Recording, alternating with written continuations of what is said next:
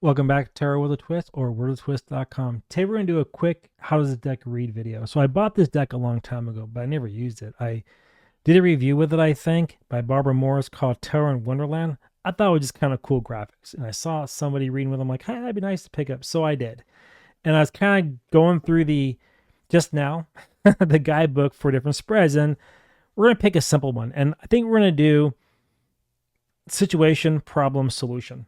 Okay, a 3-card spread with this deck. And what we're going to do is I'm going to read it with my meaning, and then we're going to read it with the guidebook and see how it reads. Okay, because I have no idea how the deck is going to read at all. All right, so let's go and find that out.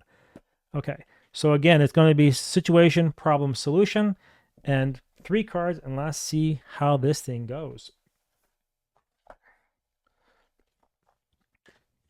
Okay, so situation, I do a little differently, so it says situation, problem, solution.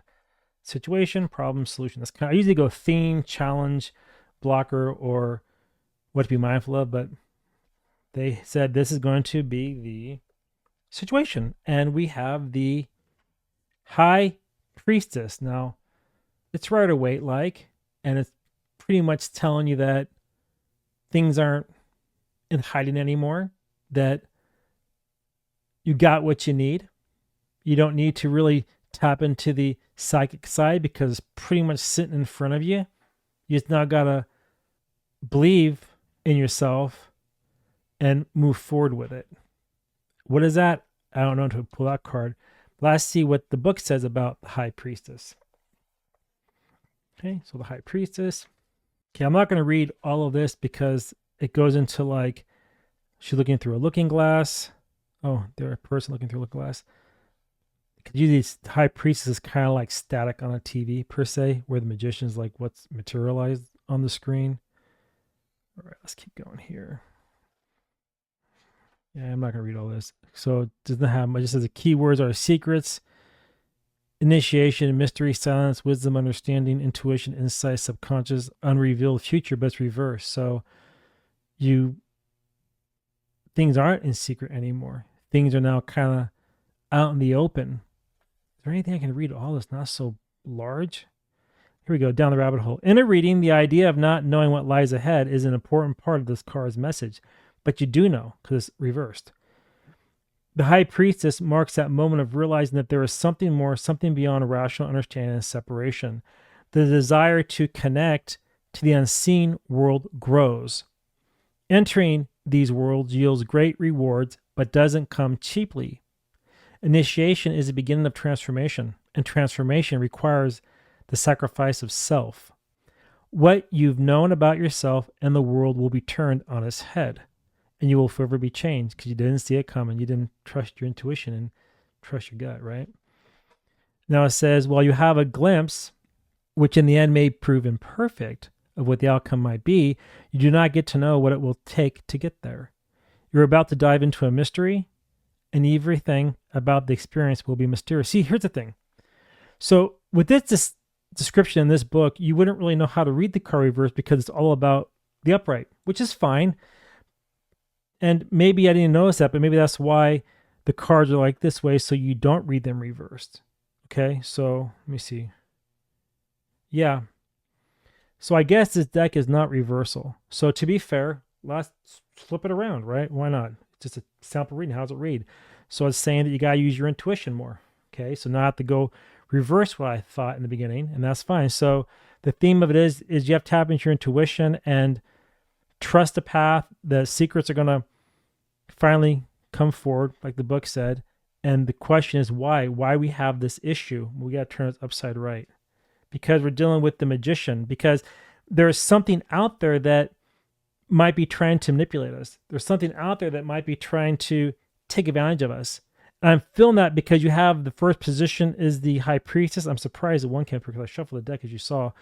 And the magician to me feels more of a manipulative energy here, where he's like holding everything in his hand to show you what he wants you to see, but it may not be reality. Okay. And that's the problem. And that's why the intuition is so important here, to trust it. You got to really tap into that, because things are kind of veiled. They're kind of hidden. You can't really see clearly because the magician has things a bit skewed for you. All right. Now, what does it say about the magician? Down the rabbit hole. In the reading, the magician reminds us that before we can effectively manifest or wield our magic with precision, we must be clear on several key points. Okay, what are they? First, we must recognize that we are unique beings with free will. Okay? And with that will comes power and responsibility. Yeah, that's very true. Because freedom isn't free. Freedom comes with responsibility. And I think a lot of us forget that this day and age. Second, we must understand ourselves and know what we actually want. Without that clarity, everything we do will be a confused mess. Yeah. Debate and discussion with those who oppose us or are willing to play the devil's advocate help us achieve clarity. Going back, okay, magician being a little bit sneaky. Sometimes more than conversation with those who agree with or support us. Finally, we must understand the fundamental ways of elemental energy. The physical world, for all its appearance of solidness, is made of energy. So remember, energy is manifested into what you see, okay? Yes, we can often do what we wish, but only if we know the potential and possibilities of the materials at hand. Sleight of hand, trickery, is it real, is it fake? So the keywords are will, talent, skill, creativity, manifestation, communication, magic, action, awareness, power, resourcefulness, concentration, eloquence. Yeah, I don't know if I agree with that, all that. Because the image, see, that's the problem. This is what they do. They come up with these cards and they have a ghost here, right? It's kind of like being a little trickery, so to speak. You got pentacles here, swords. You have all the signs in the ghostly image here. You have this guy here sitting here holding the sword and wand in his hand. It's almost like he's ready to go attack, right? And you have pentacles here as well. And then you have a cup right here in this hand, and he's smoking something like he's getting high, And I'm only saying that because this card came first. If this was maybe, say, the six, maybe this was the Lover's card, I have a different feeling about that card. But here I'm feeling more like that manipulative energy. And the key words don't match this card the way they did it. It just doesn't match. And so I wish they would write the book more on the lines of the image rather than on the Rider-Waite explanation. Now, they have some cool stuff in here, but people are trying to figure out how to read with the deck. How's the deck read? I don't really care about the storyline. I don't really care about where it comes from. I just want to know how to read the damn card with this deck. Okay, now the solution to this, to having somebody that may be a little bit causing some trickery in your life and to be able to trust your intuition a little more. What is that? Got to turn it upside right here. Okay. The Hangman. So here you're saying then you got to look at things a little differently. Because you're being skewed here, you got to say, wait a minute. Let me kind of kick back and look at this on its head. Don't look at it standing up. Look at it upside down. You ever go to a gym? I said this before in another video. And you go on those benches where you kind of lean them back, doing abs on it or something like that, or leg lifts. If you lean back and watch people walk, it looks like they're floating. It looks like, well, what the heck? It's a different perspective of watching somebody walk. Everything's so different. That's the Hangman energy. It's a different perspective. So you got to analyze things completely different than you normally would in order to see through all the nonsense, in order to see through what the wool are trying to pull over your eyes. Okay? So that's how I'm feeling about the Hangman here in this card. He's even drinking his coffee upside down. That's interesting. So now some people say this is self-sacrifice, but that doesn't make sense in this reading because you're not going to self-sacrifice to see what's going on. You're going to look at things differently to see what's going on. You follow me? That's how I'm reading these cards. So what does it got to say about the Hangman? Let's go and find out. Okay, the Hangman right here. What does it got to say? In a reading, the Hangman advises patience and stillness. Yeah, you're hanging.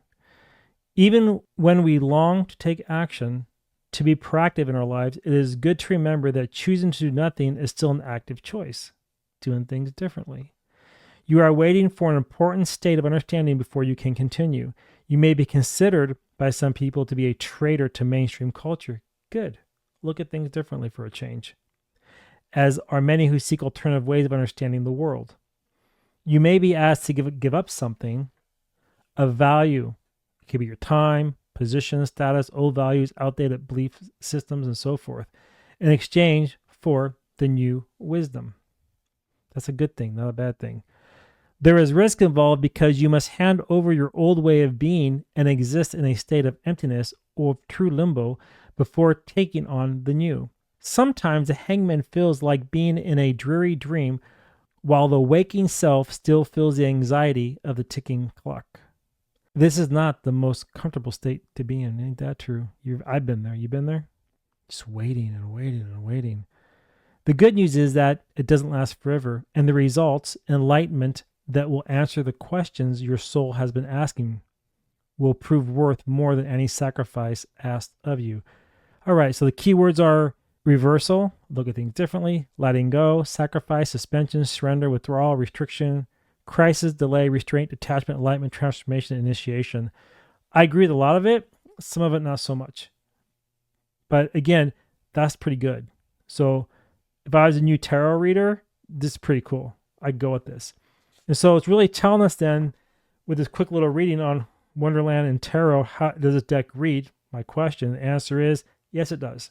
And my final thing is, like, when you look at things differently, you can see through manipulation because you're not blinded by the smoke. See, so I'm looking at the picture too. You're not blinded by the smoke, so your intuition then kick in, right, and move you forward. And so I would say I'm keeping this deck, and I'm probably going to use it for short readings like this. They're kind of fun and lighthearted. It'll be more. Would I use it for serious readings? I might actually, because I like the imagery. So to me, if you're going to buy this deck, Tarot in Wonderland, I would. I think it's a cool deck. I usually don't like these type of decks, but this one I actually do. So I'll put a link down below you can where you can buy it from. And again, just so you know, I buy these all myself. Nobody has given me these decks. They're all out of pocket. Okay, so I have no skin in the game. I can speak how I want to speak. I can tell the truth about something. And so this deck I like. The one I did last week I did not like. It was called Poe Tarot. To me, it was terrible. This one I like. Anyway, that's all I got. And if you want to keep up to date with me, go to wordswithatwist.com and you can do my newsletters. Sign up for that. It doesn't cost anything. You can become a member, free or paid, and you'll get access to content that you will not get in the public sector, right? It's all behind my paywall or free wall. So again, a member is free or paid. You choose that. But if you do become a member, I'm actually adding some really cool new features for insiders, and I think you're going to like it. Anyway, that's all I got for now. Until next time, I want to see you on my next video, tutorial, or reading. All right. Bye, everybody.